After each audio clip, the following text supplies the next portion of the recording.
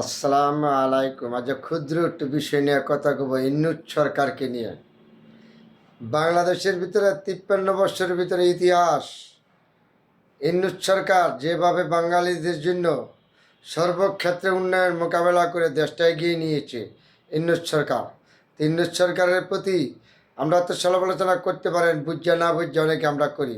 আপনারা রাজনীতিবিদদের প্রতি বলেছি, রাজনীতিবিদকে আপনাকে জিজ্ঞাসা করেন বিবেককে, 53 বছর পরে ইন্নুস সরকার যখন ক্ষমতায় নিছে, চৌদিক দিয়ে কী ছিল?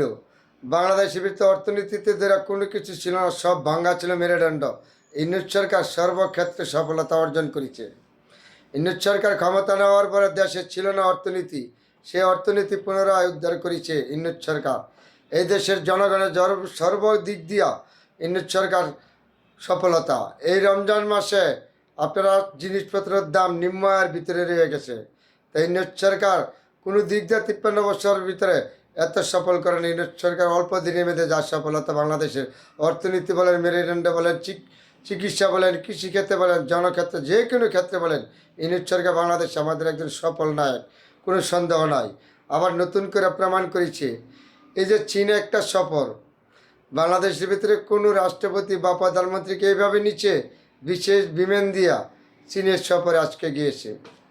সেই চীনে তারা সাধারণ কোনো সফর না, একটা রাজকীয় সফর। এখানে এই সফরের মাধ্যমে সাধারণ কোনো সফর না, কূটনীতির সম্পর্ক, রাজনৈতিক সম্পর্ক, অর্থনীতির সম্পর্ক, বাংলাদেশের সর্বক্ষেত্রে উন্নয়নের সহযোগিতা করার জন্য ইন্নুস সরকারকে যে সম্মান দিয়েছে চীন, এটা বাংলাদেশের মানুষ আপনারা একটু বিবেককে চিন্তা করেন। এই দেশের ইন্নুস সরকার ক্ষমতা নেওয়ার পরে আন্দোলন কাকে বলে? বাংলাদেশের ভিতরে এত আন্দোলন আপনারা আবার দেখছেন। আনসার বাহিনী বলেন, পুলিশ বাহিনী বলেন, বিডিআর বাহিনী, যতগুলি আন্দোলন আছে সবগুলি আন্দোলন ইন্নুস সরকার ধীরে ধীরে মোকাবেলা করেছে। এই দাবি সেই দাবি, রাস্তাঘাটে, প্রেস ক্লাবে, মন্ত্রণালয়, যতগুলি দাবি আছে সবগুলি দাবি ইন্নুস সরকার একটা একটা পূরণ করে দিয়েছে। তাহলে ইন্নুস সরকারের মূল্যায়ন করা, আমাদের অত রাজনীতিবিদ আছে, অনেক কিছু আছেন, তা রাজনীতিবিদদেরকে আমি অসম্মান করার কথা বলি নেই। ইন্নুস সরকার যে সফলতা দেখাচ্ছে বাংলাদেশের ভিতরে, 53 বছরের ভিতরে সফলতা কোনো রাজনীতিবিদ দেখাতে পারে নাই, এটা প্রমাণ। তারপরে আপনারা সেনাবাহিনী নিয়ে, সেনাবাহিনীর প্রধানকে নিয়ে সমালোচনা করতে পারেন, সমালোচনা আছে, কিন্তু সেনাবাহিনী প্রধান একজন মানবিক সেনাবাহিনী প্রধান। আপনারা বুঝেন, 40 দিনের মাথায় ক্ষমতা নিয়ে বাংলাদেশের জনগণের পক্ষে সেনাবাহিনী দাঁড়াইছে। সেনাবাহিনী কখনো জনগণের বিপক্ষে গেছে না। এই সেনাবাহিনী আজও ধৈর্য সহকারে জনগণের পক্ষে মোকাবেলা করে যাচ্ছে। তাহলে সেনাবাহিনীকে নিয়ে আপনারা বাজে মন্তব্য করা থেকে বিরত থাকবেন। সেনাবাহিনী আমাদের বাংলাদেশের একজন গর্ব প্রতিষ্ঠান, এই প্রতিষ্ঠানটা ধ্বংস করতে দেবেন না। হয়তো আপনার মধ্যে আমার মাধ্যমে রাজনীতিক মত বিমত থাকতে পারে, সত্যকে সত্য বলবেন, মিথ্যাকে মিথ্যা বলবেন। সত্য কথা যদি না বলি আমি একজন মানুষ হিসাবে, তাহলে কখনো আমি সমাজে মানুষ হইতে পারিনি। সত্যকে সত্য বলতে হবে, মিথ্যাকে মিথ্যা বলতে হবে। সেনাবাহিনীর প্রধান 40 দিনের মাথা ক্ষমতা নেওয়ার পরে এদেশের জনগণের পক্ষে সেনাবাহিনী দাঁড়াইছে। সেনাবাহিনী প্রধান একজন মানবিক প্রধান। 3 বাহিনীর প্রধানের প্রতি, সেনাবাহিনীর প্রতি, যত সেনা সদস্য আছে প্রতিটার প্রতি আমাদের আন্তরিক অভিনন্দন, শুভেচ্ছা আছে। তাদেরকে হয়তো সমালোচনা করেন, এমন কিছু করবেন না যাতে তাদের আঘাত আসে এই প্রতিষ্ঠানটার রূপে। এই প্রতিষ্ঠান আমাদের গর্ববাহিনী। সেনাবাহিনীর প্রধানের প্রতি আবারও আমাদের কৃতজ্ঞতা সালাম থাকবে।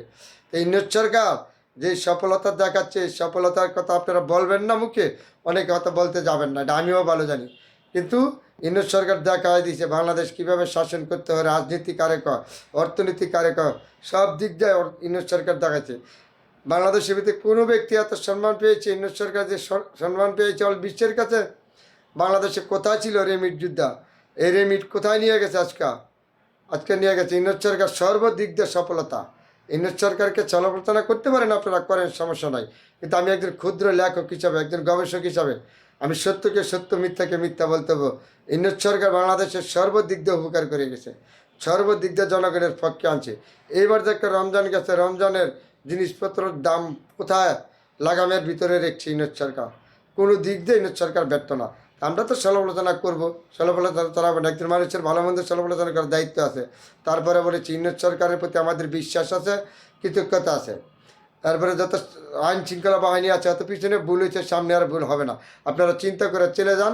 এই দেশটা আপনার আমার, তাদের সর্বদিক দিয়ে ইউনূস সরকারকে আমরা সহযোগিতা করব। কখনো ইউনূস সরকারকে ব্যর্থ হইতে আমরা দিব না। যত ষড়যন্ত্রী আসুক, ইউনূস সরকারকে আমরা ব্যর্থ হইতে দিব না। ভারতের ষড়যন্ত্র আমরা হাতে করে আমরা মোকাবেলা করে দেব। ইউনূস সরকারকে আমরা সফলভাবে এগিয়ে যাবার জন্য আমরা সহযোগিতা করব। সমস্ত দেশের বাঙালি, আমরা লেখক যারা আছি, গবেষক আছি, কবি যারা আছে, সকলের জন্য সত্যকে সত্য বলবেন, মিথ্যাকে মিথ্যা বলবেন। ইউনূস সরকারকে, সেনাবাহিনীকে আমরা সহযোগিতা করে দেবো। কখনো জনগণের বিপক্ষে আমরা যাব না, তাদের বিপক্ষে। সবার প্রতি অনুরোধ, যা করেছে ইউনূস সরকার সম্পূর্ণ বাংলাদেশের জনগণের পক্ষে করেছে, সামনেও করবে ইনশাল্লাহ। একজন সফল রাষ্ট্রীয় নায়ক ইউনূস সরকার। সবার প্রতি অনুরোধ, সবাই ভালো থাকবেন।